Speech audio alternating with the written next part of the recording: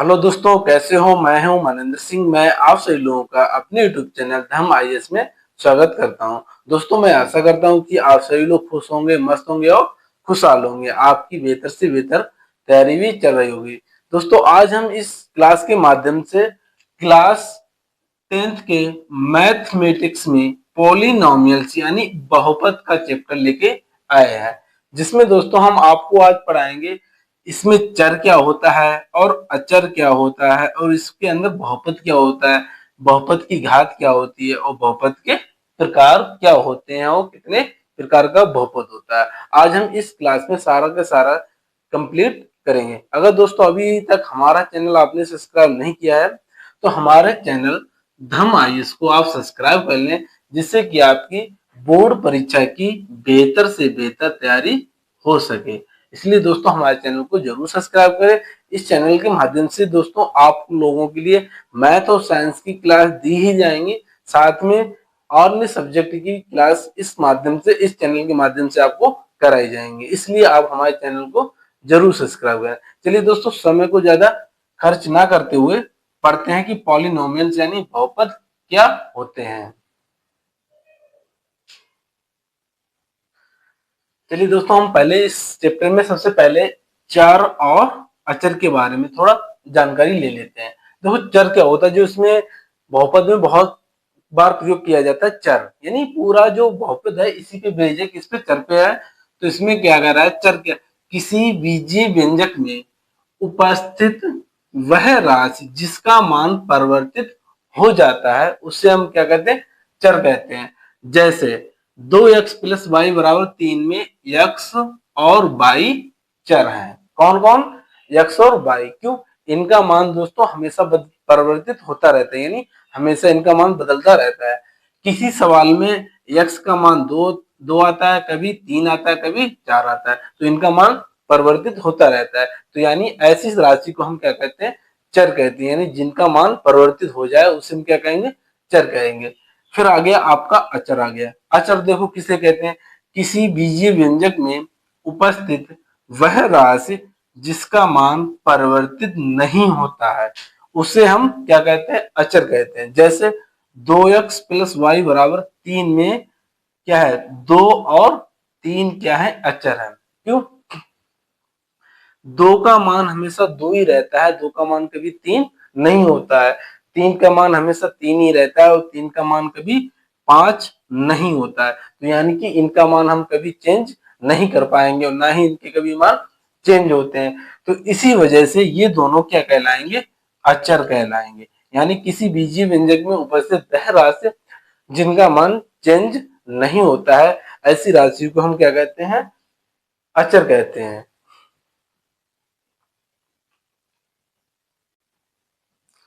चलिए दोस्तों, आगे देखते हैं कि पद क्या होते हैं।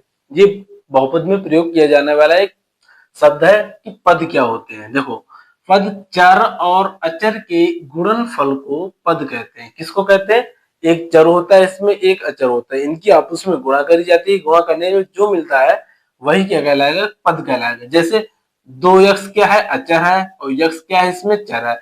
2 गुणा x बराबर हमें मिल गया, क्या मिल गया, 2x मिल गया। इसी को दोस्तों हम कहते हैं, पद कहते हैं। जैसे हमने एक अचर मान लिया 5 और दूसरा चर मान लिया हमने 22। 5 गुणा 22 की, 5 गुणा 22 बराबर कितना हो गया, 5y। यही आपका दोस्तों पद कहलाएगा। क्या कहलाएगा, पद कहलाएगा। पद किसे कहते हैं, अचर और चर के गुणनफल को हम, प्राप्त गुणनफल को हम क्या कहते हैं, पद कहते हैं। ठीक है, अब आ जाओ बहुपद पे। ये आ गया पद, आ गया, यही आ गया आपका बहुपद। तो बहुपद क्या होता है, ऐसा बीजीय व्यंजक, ऐसा बीजीय व्यंजक जिसमें कई सारे पद होते हैं। क्या होते हैं, यहाँ पे शब्द आ गया, कई सारे पद होते हैं, बहुपद कहलाता है।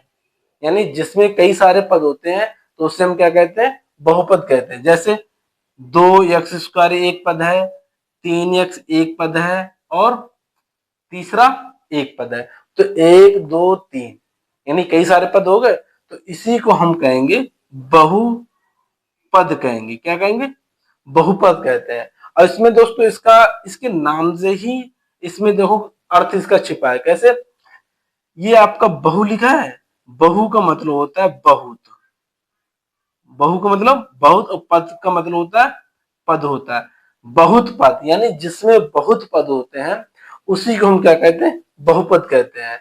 जैसे आपको एक और उदाहरण दे दें, 3 x की घात 3 plus 4 x² minus 2 x plus 6। अब देखो इसमें एक पद ये हो गया, दूसरा पद ये हो गया, तीसरा पद ये हो गया, चौथा पद ये हो गया। तो इसमें कितने पद हो गए, 4 पद हो गए। तो यानी कि इसमें बहुत सारे पद हो गए, तो इसी को हम क्या कहते हैं, बहुपद कहते हैं। क्या कहते हैं, बहुपद कहते हैं। ये दोस्तों था आपका बहुपद था, ठीक है।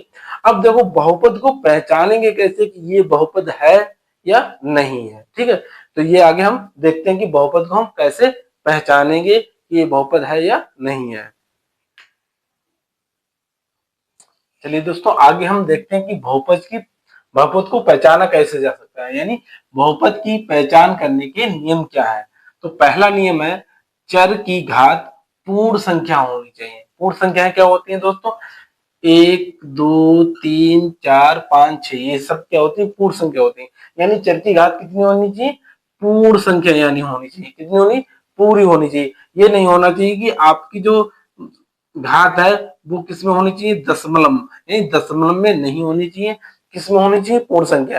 पूर्ण संख्या का मतलब 0 1 2 3 4 डॉट डॉट डॉट डॉट, ये सभी आते हैं इसमें पूर्ण संख्या में, ठीक। दूसरा नियम है, चर की घात धनात्मक होनी चाहिए। क्या होनी चाहिए, धनात्मक होनी चाहिए। ये नहीं है कि आपकी जो घात है वो -1 -2 या -3 या -4, ये नहीं होनी चाहिए। कैसी होनी चाहिए, धनात्मक होनी चाहिए। हमेशा किसमें होनी चाहिए, प्लस में।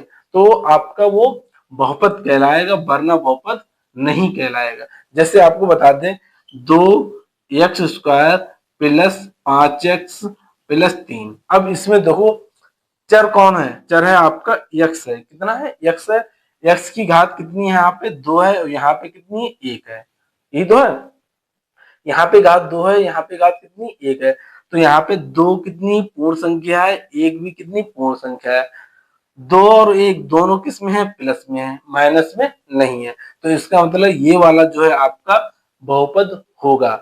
और अगर यहाँ पे कोई माइनस या दशमलव में कोई संख्या आ जाए तो बहुपद नहीं होगा। जैसे 2 x घात 3 प्लस 3 √x प्लस 4। अब यहाँ पे देखो, यहाँ पे जो चर है आपका x है, इसकी घात कितनी, 1 3 है। रूट का मतलब कितना होता है दोस्तों, 1/2। 1/2 का मतलब क्या होता है, 1/2 का मतलब 0.5 होते हैं। तो देखो यहाँ पे तो x की घात पूरी है, ठीक है, दशमलव में नहीं है, पर यहाँ पे x की घात कितने में, दशमलव में है। तो इस वजह से ये वाला बहुपद नहीं कहलाएगा। क्यों नहीं कहलाएगा, क्यों, इसकी ये घात के इसमें दशमलव में है। चलिए हम दोस्तों इससे जुड़े कुछ आपको उदाहरण कराते हैं, जिससे कि आपको और अच्छे से समझ में आ जाए। चलिए दोस्तों इससे इससे जुड़े कुछ हम उदाहरण लेके आए हैं, जो आपको हम बताएंगे कि कौन सा बहुपद है या कौन सा नहीं है। क्वेश्चन कह रहा है, निम्नलिखित व्यंजकों में से बहुपद बताओ। क्या हमें बताना, जो आपको व्यंजक दिए गए इनमें से हमें बहुपद छाड़ना है। देखो पहला देखो, 3x³ 4 - 4/3 x² plus 4x minus 1। अब हम इसमें जो आपका यक्स है, जो चर क्या है आपका यक्स है, इसकी घातें पहले लिखेंगे। घातें कितनी, 3 है, और फिर 2 है, और फिर 1 है, और यहाँ पे यक्स की घात कितनी, 0 है, ठीक है। अब देखो यक्स की घात कितनी, 3 2 1 0। यहाँ पे क्या है, ये घातें कैसी हैं, पूर्ण है, और प्लस में कैसी हैं, धनात्मक है। कैसी हैं दोस्तों, धनात्मक है। तो इसका मतलब ये वाला जो है आपका बहुपद कहलाएगा। अगर यहाँ पे ये दशमलव में होती या माइनस में होती तब ये आपका बहुपद नहीं होता, पर यहाँ पे ये बहुपद है दोस्तों, ठीक है। अब दूसरा देखो, दूसरा 2y प्लस 3/2 है। इसमें जो आपका कौन चर क्या है, चर है y है। तो इसकी हम घातें लिखेंगे, तो यहाँ पे y की घात कितनी है, 1 है, और यहाँ पे y की घात कितनी है, 0 है। तो देखो y की घात कितनी है, 1 और 0 है। 1 क्या है, पूरी है, यानी दशमलव में नहीं है, और ये 0 भी पूरा है, ये दशमलव में नहीं है। और साथ में क्या है, ये प्लस में है। किसमें, प्लस में, यानी धनात्मक में है। तो जब ये धनात्मक है तो इसका मतलब ये वाला बहुपद हो गया। कौन सा, ये वाला।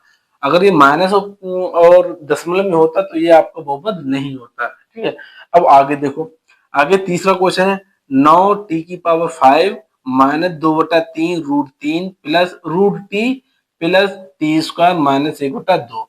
तो इसमें जो चर है वो आपका क्या है, t है। तो हम t की घातें लिखेंगे कौन कौन सी, 5, 1/2 और t⁵ और 0। ये है t की घातें हैं, कितनी, 5 है, 1/2 है, 2 और 0 है। यहाँ पे दोस्तों देखो, ये प्लस में है और पूरी है, ये प्लस में है और पूरी है। ये वाली जो घात है ये प्लस में है, पर किस में है, दशमलव में है। किस में है, दशमलव में। क्यों, 1/2 का मान होता है 0.5। तो जब ये दशमलव में हो गई तो हमने क्या कहा, बहुपद की घात कैसी होनी चाहिए, पूर्ण होनी चाहिए और प्लस में होनी चाहिए। पर यहाँ पे पूर्ण नहीं है, तो इसका मतलब ये वाला बहुपद नहीं है। तो हम क्या कर देंगे, बहुपद नहीं है ये वाला, इस पे कट का निशान लगा देंगे। अब आगे देखो कौन सा है, चौथा सवाल है 3y² + 2y - 1। तो आपका जो अचर है वो, सॉरी चर है, चर कौन है, y है। y की घातें कितनी, 2 है, 1 है और 0 है। तो यहाँ पे 2 पूरी है और प्लस में है, 1 पूरी है और प्लस में है।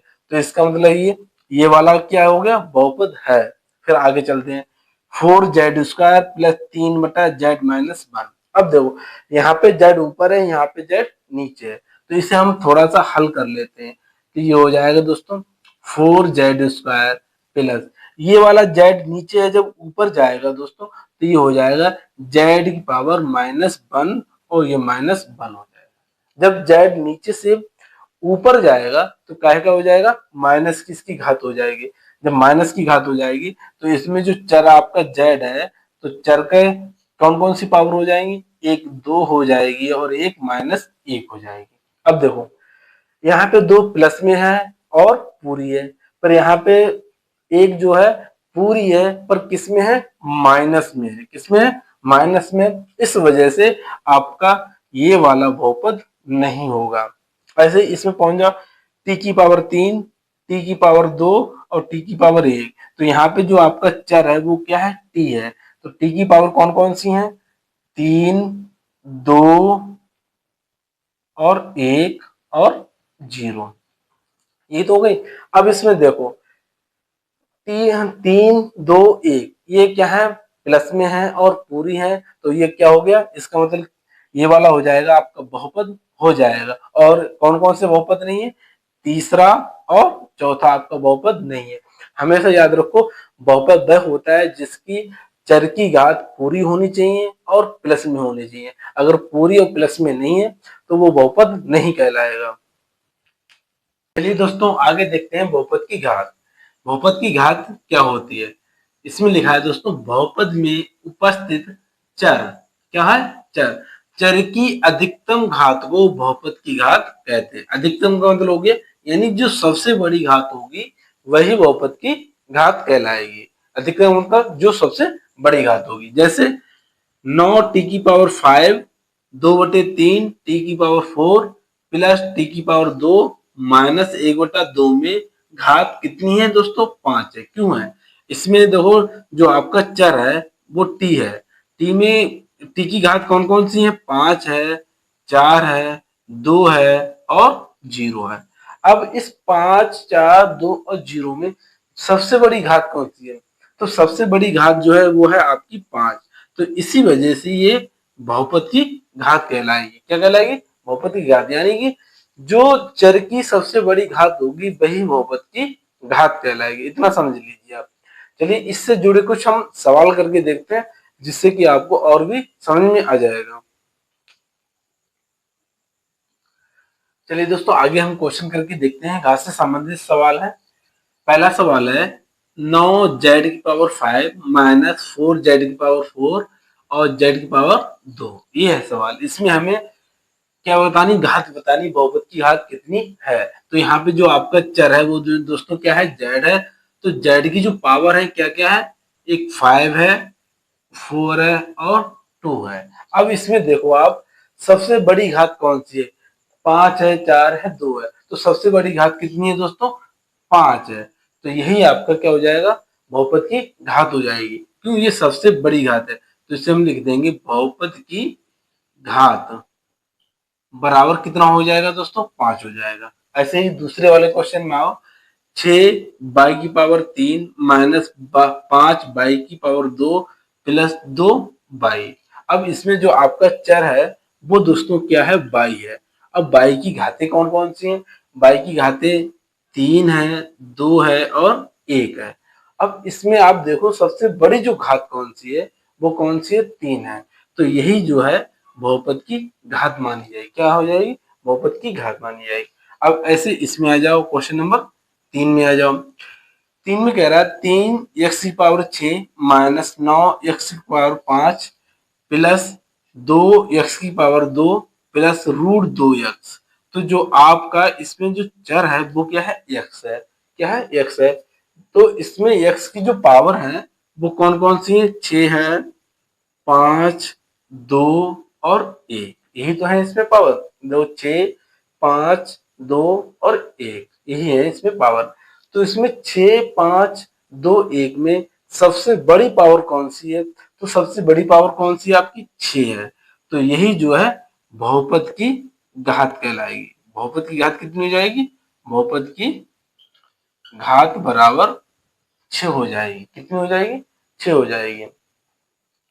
ऐसे ही आप इसमें देखो, इस वाले सवाल में चौथा सवाल है, 2/5 है, माइनस 3/3 है, √2 प्लस 3, 2√2/3 है।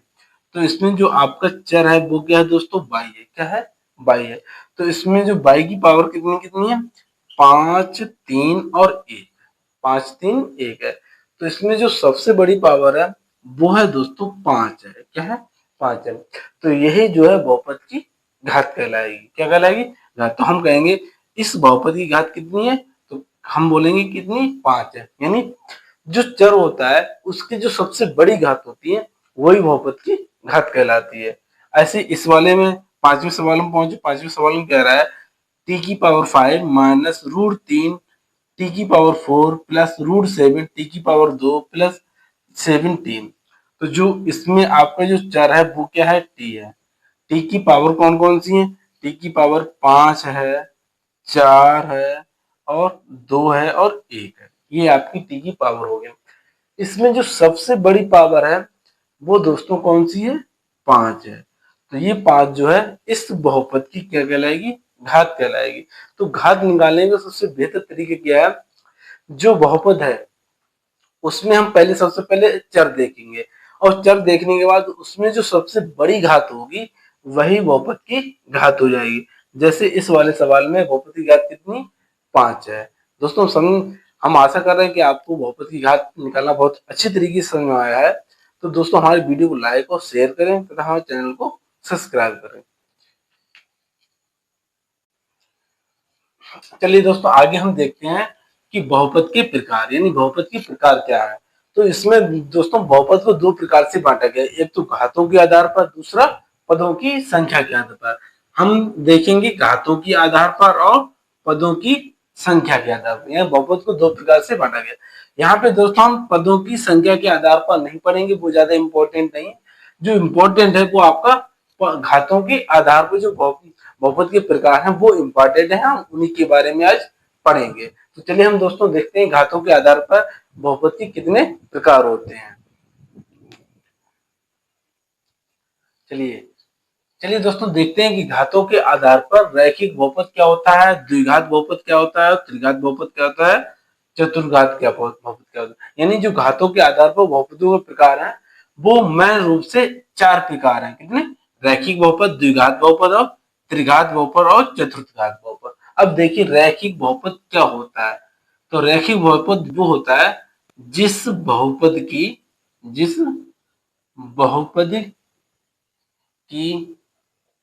घात कितनी होती है, एक होती है। कितनी होती है दोस्तों, जिस बहुपद की अधिकतम घात कितनी होती है, एक होती है, उस बहुपद को हम रैखिक बहुपद कहते हैं। क्या कहते हैं, रैखिक बहुपद।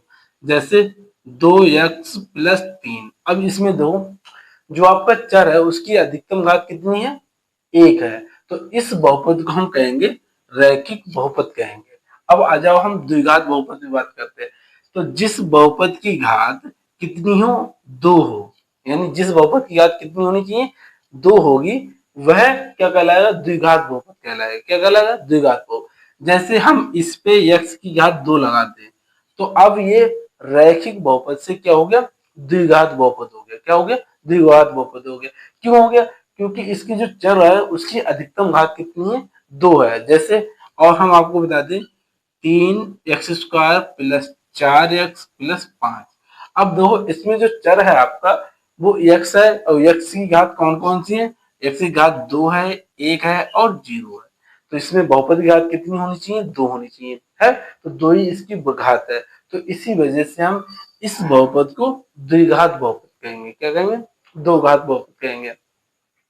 अब आगे आ जाओ त्रिघात बहुपद पे। तो त्रिघात बहुपद में जिस बहुपद की घात कितनी है, तीन होगी, तो उस बहुपद को हम त्रिघात बहुपद कहेंगे। क्या कहेंगे, त्रिघात बहुपद। यानी कि जिस बहुपद में चर की अधिकतम घात कितनी होगी, तीन होगी, तो वह बहुपद क्या हो जाएगा, त्रिघात बहुपद हो जाए। जैसे आप इसमें ले लें, अभी तक ये द्विघात बहुपद था, अब हम इस पे तीन घात लगा दें, अब चर की अधिकतम घात कितनी हो गई, तीन होगी ना। तो इस वजह से ये हो गया आप त्रिघात बहुपद हो गया। जैसे आपका ये वाला सवाल है, इसमें अधिकतम घात कितनी है, दो है, तो इसे हम द्विघात बहुपद कहेंगे। और यहीं पे हम x की पावर कितनी लगा दें, तीन लगा दें, ये वाले तीन कर दें। अब देखो ये क्या हो गया, अधिकतम घात कितनी हो गई, अधिकतम घात हो गई दोस्तों तीन हो गई। तो इसमें जो बहुपद होगा वो बहुपद की घात कितनी हो जाएगी, तीन हो जाएगी। तो ये बहुपद आपका त्रिघात बहुपद कहलाएगा। क्या कहलाएगा, त्रिघात बहुपद। ठीक है। तो जैसे और हम आपको बता दें, 4x³ प्लस 5x। अब देखो ये है, इसमें जो चर की अधिकतम घात है वो कितनी है, तीन है। तो इसी वजह से इस बहुपद को हम क्या कहेंगे, त्रिघात बहुपद कहेंगे। समझ गए नहीं। तो इसे वही पुराने वाले हिसाब में आ जाओ, ये एक और ये ऐसे, ये बस। ठीक है। अब ऐसे ही है चतुर्थ घात बहुपद। जिस बहुपद की घात अधिकतम कितनी होगी, चार होगी, उस बहुपद को हम चतुर्थ घात बहुपद कहते हैं। जैसे 4x⁴ plus 5x³ plus 2x² minus के तीन। क्या हो जाएगा, माइनस के तीन। अब देखो इस बहुपद में इस बहुपद की घात कितनी है, चार है। क्यों, चर की जो अधिकतम घात है वो कितनी, चार है। तो इसी वजह से इस बहुपद को हम कहेंगे चतुर्थ घात बहुपद कहेंगे। क्या कहेंगे, चतुर्थ घात बहुपद। ये दोस्तों थी बहुपदों के प्रकार थे, वो भी किसके आधार पर, घातों के आधार पर। जिस बहुपद की घात एक होगी उसे रैखिक बहुपद कहेंगे, जिसकी घात दो होगी उसे दो घात बहुपद कहेंगे, और जिसकी घात कितनी होगी, तीन होगी, तो उसे हम त्रिघात बहुपद कहेंगे, और जिसकी घात कितनी होगी, चार होगी, तो उसे हम चतुर्थ घात बहुपद कहेंगे। चलिए दोस्तों आगे हम सवाल करते हैं। सवाल कह रहा है, निम्नलिखित बहुपदों में बहुपदों के नाम लिखिए, जो हमने अभी आपको समझाए थे। देखिए पहला है 2x² प्लस 5x प्लस 3। इसमें जो चर है वो है आपका यक्स है। ठीक है।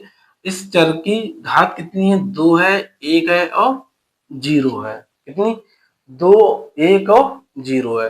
तो इसमें जो अधिकतम घात है वो कितनी है दोस्तों, दो है। तो इसी वजह से ये क्या कहलाएगा, द्विघात बहुपद। क्या कहलाएगा, द्विघात बहुपद कहलाएगा। ठीक है।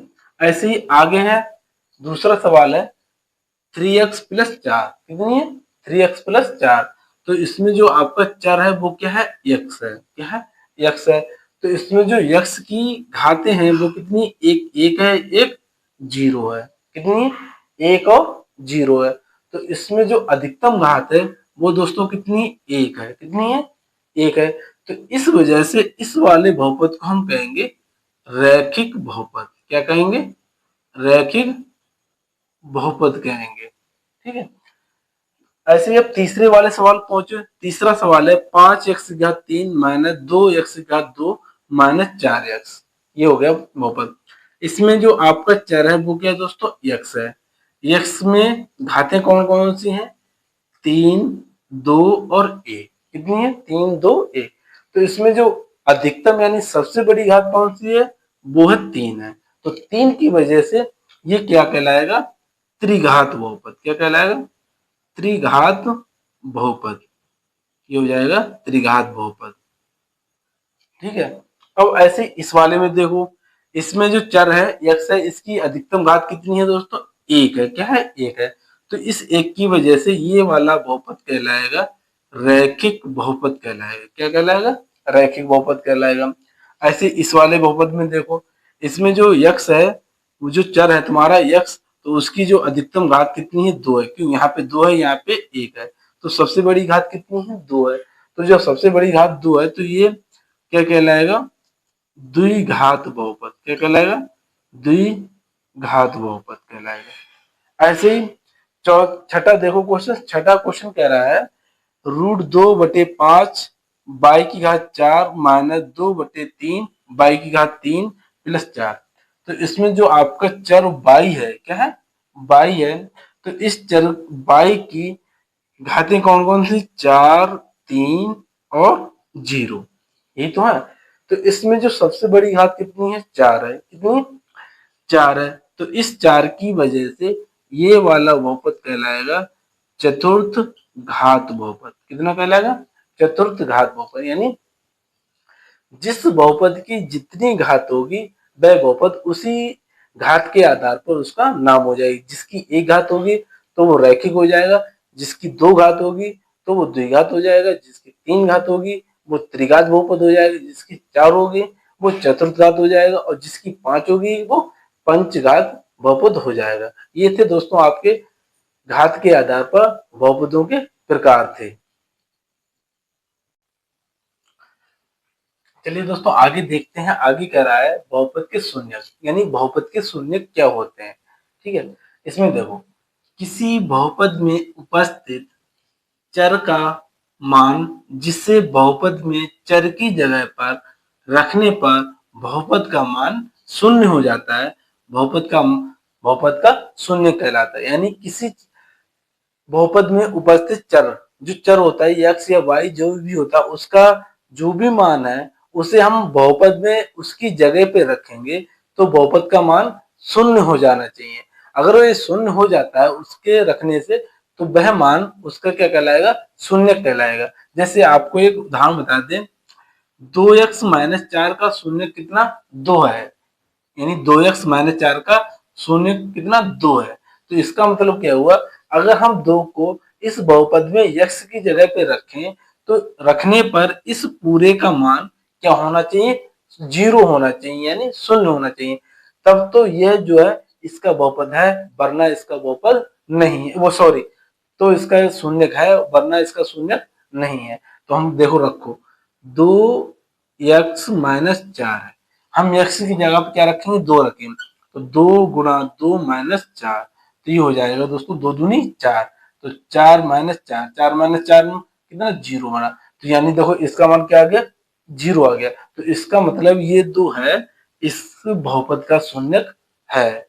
अगर 0 नहीं आता तो इसका शून्यक नहीं होता। चलिए दोस्तों आगे क्वेश्चन करते हैं।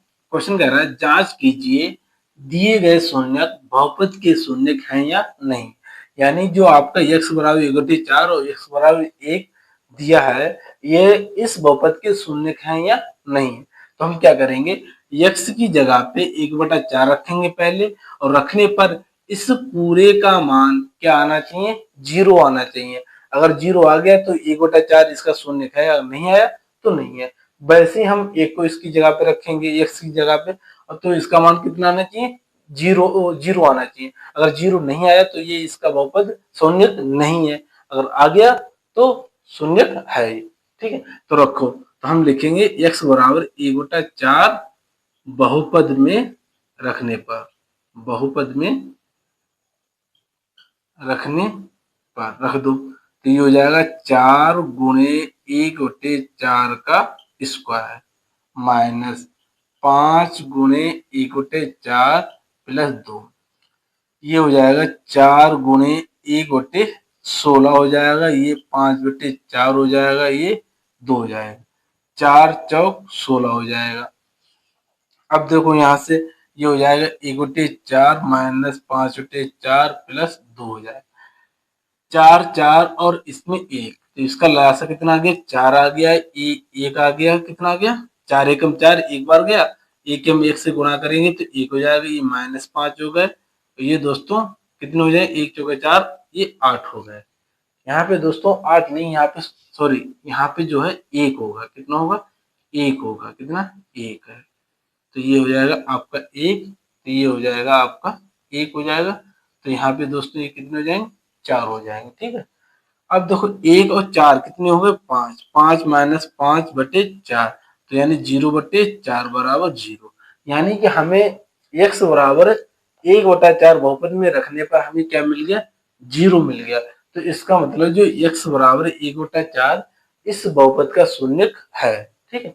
ऐसे ही हम क्या करेंगे x बराबर 1 रखेंगे, x बराबर 1 रखने पर रखो तो ये हो जाएगा 4 गुणा 1 की पावर स्क्वायर माइनस 5 गुणा 1 प्लस 1 हो जाएगा, ये हो जाएगा 4 माइनस 5 प्लस 1, ये हो जाएगा 5 माइनस 5 बराबर 0, तो यानी 1 के रखने पे भी हमें इसका मान कितना मिल रहा है 0 मिल रहा है, तो इसका मतलब क्या हो जाए x बराबर 1/4 और x बराबर 1 दोनों जो है बहुपद के शून्यक है।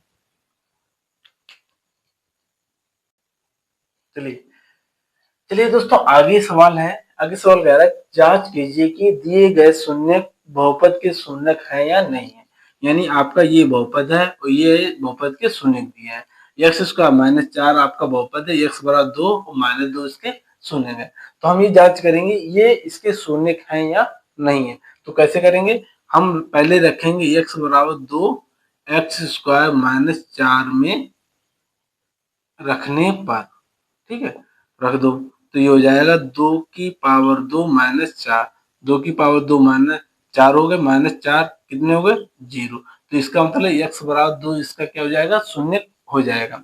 ऐसे ही हम क्या करेंगे x बराबर -2 रखने पर रखो, तो ये हो जाएगा एक्स स्क्वायर -4, तो ये हो जाएगा -2 की पावर 2 -4, तो इस -2 की पावर 2 है तो ये हो जाएगा प्लस का 4 -4 ये बराबर 0, तो इसका भी मतलब क्या हो गया -2 इसका क्या हो जाएगा शून्य हो जाएगा।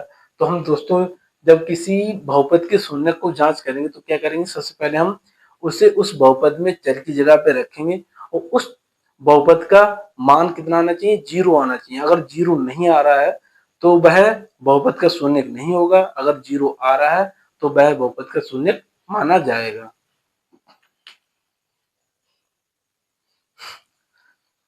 चलिए दोस्तों ये थे आपके बहुपद के कुछ महत्वपूर्ण प्रश्न जो हमने आपको आज बहुपद नामक चैप्टर पढ़ाया है वो डिटेल से हमने समझाया भी। अगर दोस्तों आपको ये वीडियो हमारी क्लास आपको अच्छी लगी हो तो हमारे चैनल को सब्सक्राइब करें, लाइक करें तथा हमारे चैनल को शेयर करें, जिससे कि आपको हमारी ज्यादा से ज्यादा वीडियो आपको देखने को मिल जाए। चलिए दोस्तों चलते हैं और मिलते हैं अगली वीडियो में, हम लेकर आएंगे इसका पॉलिनोमियल यानी बहुपद का पार्ट 2 लेके आएंगे। तब तक की जय हिंद जय भारत।